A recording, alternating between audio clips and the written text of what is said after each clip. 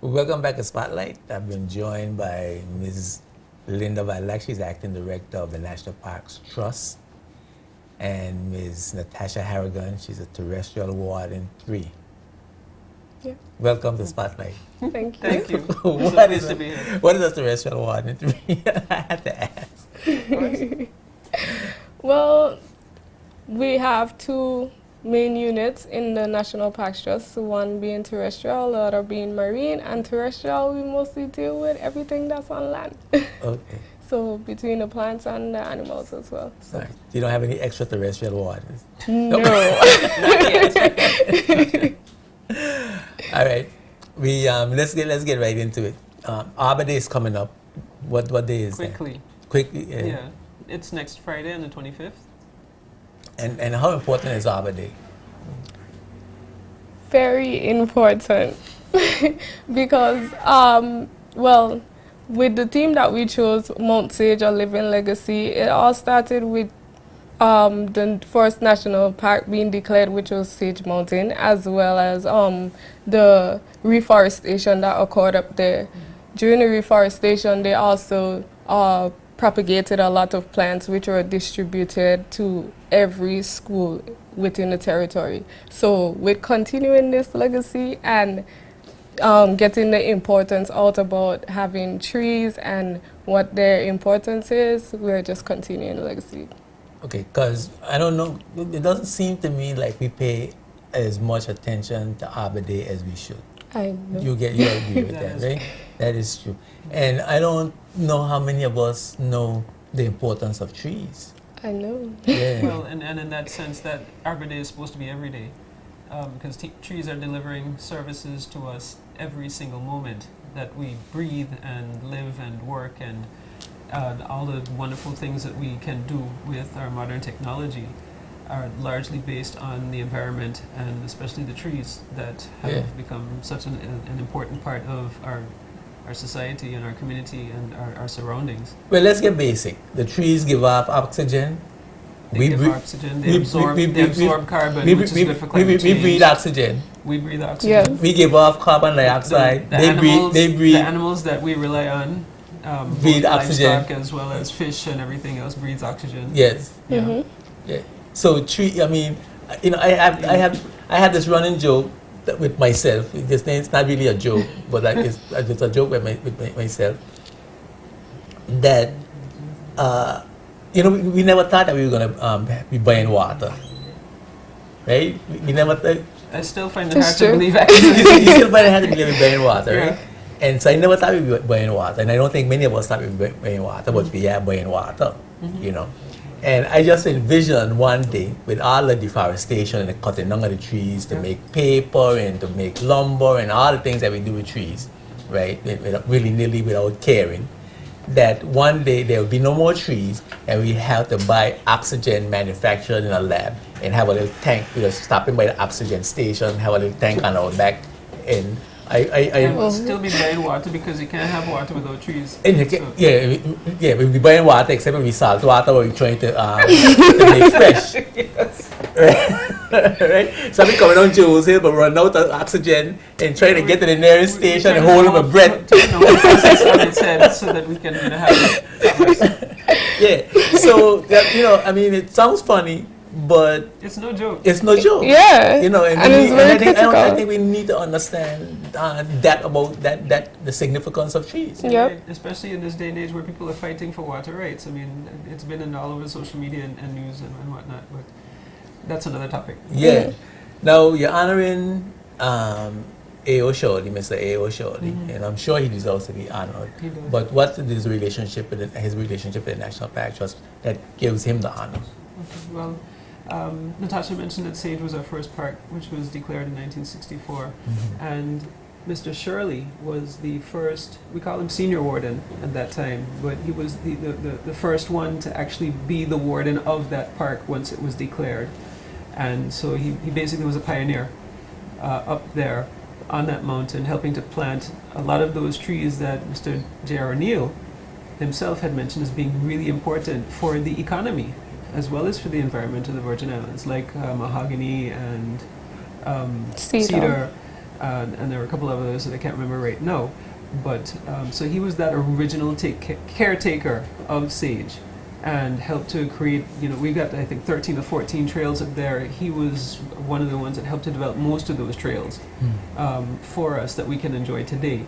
And so just that alone speaks to that whole theme about a living legacy, because what he created or what he helped to build there is still there for us today to go and enjoy and learn from and hopefully cherish and take care of for our children and our children's children. All right, cool. So how, in what How do you fashion? think so? Well, in what fashion will he be honored? What shape is that honor going to take? Okay, we don't want to give away everything, but there will be a ceremony that's going to be held at First Impressions on the Friday the 25th, which is next week Friday of November. That's at 10. And anybody who's interested, we more than welcome to have to come and sit and enjoy. And there'll be a ceremony where we'll be awarding. There'll be some speechifying, but basically the focus is on the prizes that we're giving to poetry competition winners, persons who have planted trees in times past, persons who have made some kind of contribution to the environment as well in some ways, and in particular the Shirley family.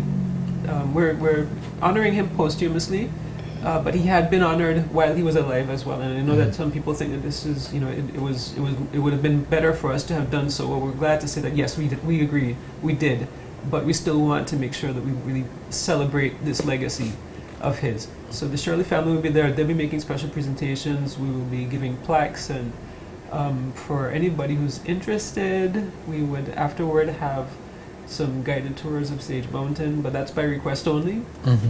So don't show up at Sage and expect to be just carried around. We have to call the trust and make sure that we know that you're coming so that we can make the arrangements. Yeah. And in the future we And have, tree planting, of course. yeah. Well, I was going to ask you, what are the activities for Arbour Day to promote tree planting and to get all the people involved in the knowledge and the importance, the significance of planting trees? What I activities? think Natasha, take that one. Okay. This year we have a poetry. Well, usually we have a poetry competition, and then in addition, last year we did the vertical gardening competition where we distributed seedlings of different vegetable trees just to get the school started on their project. So the vertical gardening competition, they recycle bottles. And within the recycled bottles, they cut them, place soil in them, and then plant the seedlings that we have in them. And then they have to take care of them until they become a certain height, and they have to be a certain health as well. And they could be creative with the arrangement of the bottles. And that's the three critical things that we were looking at in the judging: how creative the students are, how involved they were, and the health of the plants. So last year we did it. It was excellent. A lot of the schools were motivated by it, so we brought it back this year again. So what happened to those plants? what happens to the plants What happened to those plants that were planted? that were planted last year? Well, we leave it up to the schools after the judging of the competition So you to check back and see the plant plants it. alive again? Well, for the vertical garden competition, no, we don't actually go back and check for the plants, but we encourage the schools to actually plant them or start a garden at the school. I suspect some of the plants gotta be pretty big, and if they're vegetable plants, And if they're bearing, they then gotta you be want to bearing some make it. tomatoes and peppers and so on. Well, we don't actually check for those, but yeah, the Well, that's a larger good idea, trees thank that you. we distribute, we actually go back and check those, the Okay. larger trees that we distribute. So we give free trees every year to every school, continuing the legacy of Mr. Gerald O'Neill, and we also distribute them to a lot of the clubs like Rotary, Rotaract. They also ask for trees so that they could plant them in different areas. So we encourage the clubs to come out and Okay. Well, individuals could call up Highest Trust Yeah. and say, Yeah. I'd like to get some trees from around my house. Right. Yeah. Fruit trees. Well, we sorry.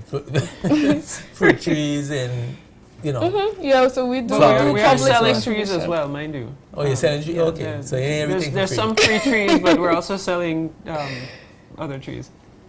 Okay, so you're selling flowering plants, Yes. fruit bearing plants, Yes. those, okay. Yep. So they could just call up, local they could just favorites. just call up National Park Trust and inquire about the costs and what's available. Exactly. Yes. Okay. So Or visit the nursery at the Botanic Gardens as well. Oh, okay. So you have a nursery there. That's where the Yes. plants are located. Yes, this is the lady who deals with the nursery. She's the one who makes it happen. Okay, cool. That's good. So Arbour Day is on the 25th. 25th. That's next Friday. Next Friday. I hope to Next see you there. When well, okay, so wait. When is going to be a ceremony, There'll be a ceremony, yes. and where will it take? It'll be very fun. Listen, First where will Impression it take- School is hosting this thing. They are taking it. The children are so emceeing. this is the same children are ceremony that's going to entertainment. be. This is going to be the same ceremony that's going to be at First Impression that we're talking about. Yes. Yes. That's the main activity. Yes. Okay. All right. And that starts when? 10 a.m. 10 a.m. Okay. Yeah. Well, yeah, I can make that. Because It's very good. you know, because I got a tourist board line up here, and the Lobster Fest, and the Lobster Fest is gonna be in effect, Okay. you know, that afternoon. So you know, so I just want to make sure So the time that we don't have a clash and a Yeah. conflict. And, okay, good. we can't miss the Lobster Fest. Oh, wow. Sorry, but 10 o'clock is We good. don't want you to miss it. But 10 o'clock is good. Yes, good. we do it early 10 o'clock is morning. good. You have yes. enough time in 10 the o'clock evening. is good. Cool. Let me see, we got a few minutes remaining. I noticed you got something called a Darwin project. Yes. What is that? Okay, so the National Parks Trust actually has a relationship with Kew Gardens in London, and this has been occurring for over 16 years. And this was when I came in 2014. It was 16 years, so it has to be about 18 now. Yes. So when I came, it was the ending of the Forest Darwin project, where they were just mapping the local native plants of importance and those that were endangered as well. And then we've been able to continue our initiatives this year. Yeah, this year by signing another Darwin project where we're building capacity. So we were able to collaborate with persons from Puerto Rico as well as part of the project, where they were able to come and see our forest, dry forest and moist forest, and we were able to go over there and see theirs as well. And not only that, just see how their projects have been Corridor. working for them. Yeah. So, and we've been able to get some ideas as well as to how to improve our projects. Along with the Darwin project, we've been able to sign on 2 other projects. One is continuing the seed collecting project and seed banking, where we collect seeds and we preserve them just in case anything goes extinct. And the other one is the tropical important plant areas. We launched a workshop in June. So it's officially launched. It took 2 years, and as part of this project and mapping the trees, we will be able to locate areas that are significant importance, not just the plants, but the entire areas. And then initially we want to have them protected, but we'll see how far that goes. Are we saving seeds in case we can't get food from overseas? No. No. that might be one remote scenario, but more likely is if we have a significant kind of event, weather. A natural disaster. Well, we're not supposed to call them natural disasters anymore. I don't remember the term right now. What is it? But basically, these significant events that can effectively, with one landslide, you might be able to wipe out, a stand of, some original endemic species, and therefore, bring what was a relatively healthy-ish population within the Virgin Islands to the point of endangerment or endangered status or extinction. And so this simply is a safeguard to help. That's why we call it a bank. You're storing it up so that you can, access it later. Now, what is the importance to our environment in saving these endemic species, these endangered species? I mean, if some of these plants no longer exist, I mean, what's going to happen to us? Let me ask you a question. Okay. You want to be the host? No, not at all. But just to put it in context, these endangered, these endemic plants, these that are What special. endemic means? Endemic means that they are distinct to this particular geographical area. So Yeah. only we have them. These are the plants that Okay. more than likely the Arawaks that were here, the Amerindians that were here, and Columbus and his crew when they arrived would have found. Okay. These could be considered the original Virgin Islanders, Oh, cool. or some of the original Virgin Islanders. And that in itself is what makes them special. So what we are doing is basically preserving the identity of these islands before we came and started making all of these other kinds of changes. And these plants are the ones that were so best suited to this environment that they were able to survive and thrive. And that's why when the droughts come, they are the ones that are still standing. And all the crops that we might have introduced are having such a difficult time. They were built to last here. Okay. So, so can you tell us, like, give us an example of one of those endemic plants that's endangered? Sure. Okay, I can give She you. can give you a whole list, actually. I mean, you can't tell me one what I know. I mean, I want to know one what I know. I mean, what I would supposed to know anyhow. You better know it or not. Well, endangered. It's a popular one, commonly known one. Commonly known. Yeah. I want to put you on the spot. I genuinely want to know. Like a fruit, Most people tend to trees? refer to them as bush, No, not. and that's some of our You of our see, issue. we tend to think that most of the fruit trees here are actually native or endangered. They're not. A lot of the fruit trees here are actually introduced. Really? Like apple tree and mango tree and those things, Yep. they're not endemic? Yeah, they're not at all. Really? Soursop? You don't have nothing that grow here that we could eat? We have, but they're not endemic or endangered. So, yeah, they don't fall into the category. One that I could name for you that is relative to the guava is Caloptrantes, very big name. We have both species, two significant species in Sage Mountain, and they're highly, highly endangered because they only exist in moist forests only. So between here and Garter Peak, which is a bit moist on the top of Garter Peak, those are the only two areas they're actually located and no place else in the world. So we have to be watching them and monitoring them for fruit and trying to preserve the seeds as well. Okay. When you come back to the spotlight, I want a slide presentation. Sure. That sounds good. Right? Cool. We can do that. So that we could see, we could show on the TV the plants. We could. We don't know this stuff. I agree. mean, I don't Yeah. know it. You know, we don't really. We'd be very happy to do that. We don't pay attention to this. Yeah. You know, the National Park Trust is a thing, entity that's stopping us from using land that we want to use. My goodness.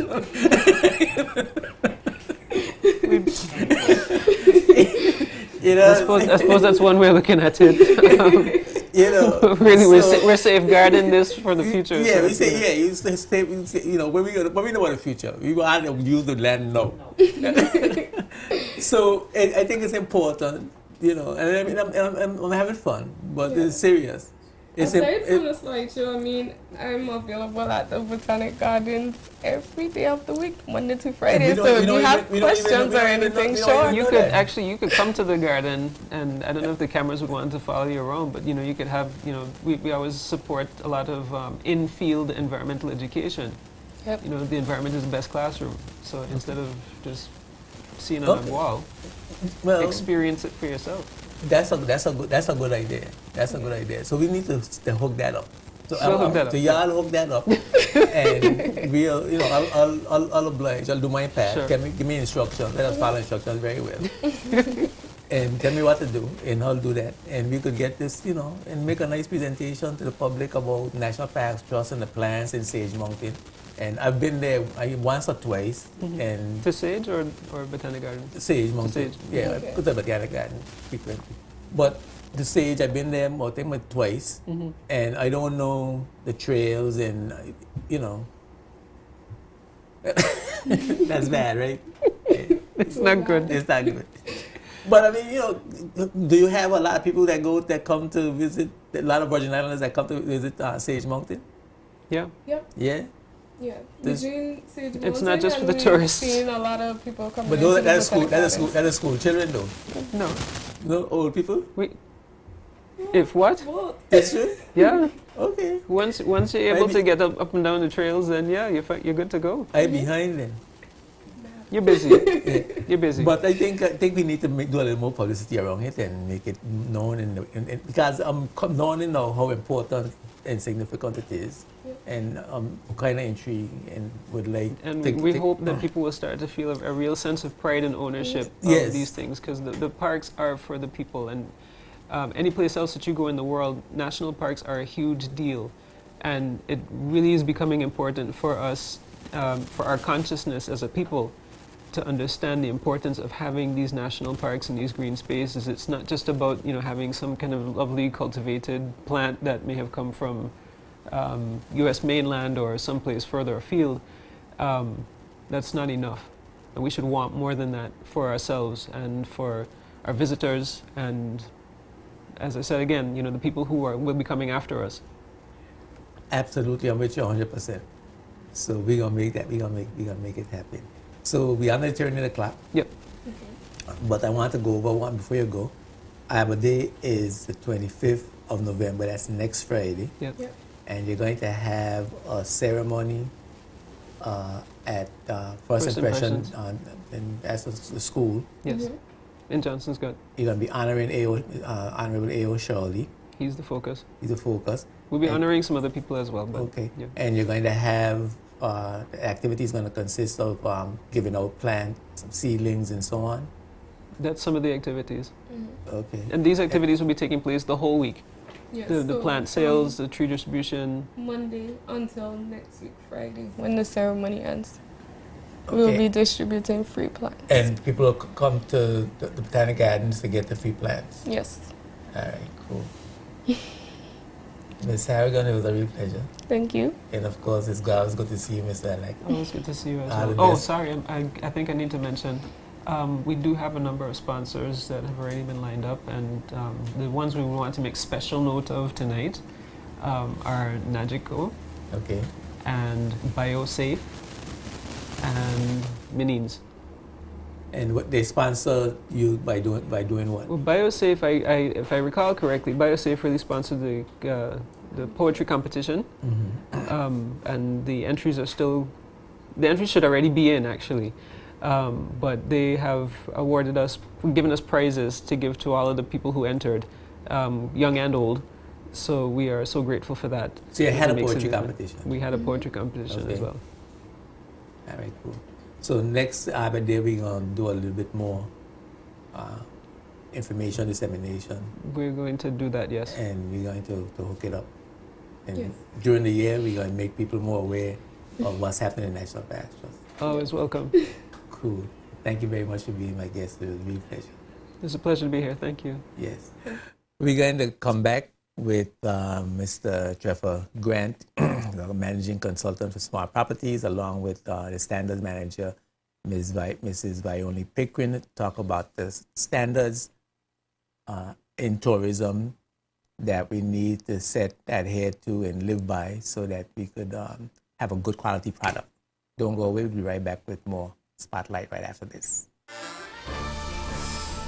Spotlight is brought to you by Tortola Concrete Limited and CTL Home Center, the best products for the lowest prices, period.